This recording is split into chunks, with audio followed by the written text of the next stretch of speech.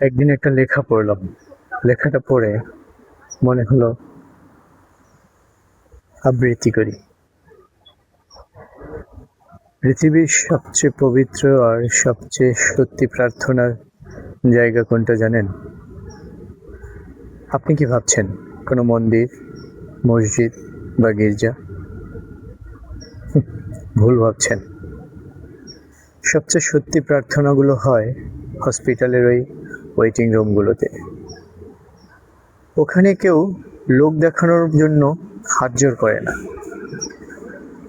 ওখানের মানুষ নিজের সব অহংকার, সব টাকা, সর্বস্ব মাটিতে ফেলে দিয়ে ঈশ্বরের কাছে শুধু একটা মানুষের নিঃশ্বাস ভিক্ষা চায়।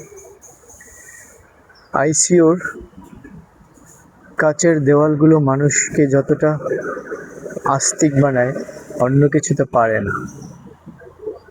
বিপদ মানুষকে ধর্মের চেয়ে বেশি ঈশ্বরমুখী করে, সেটা যেই হোক।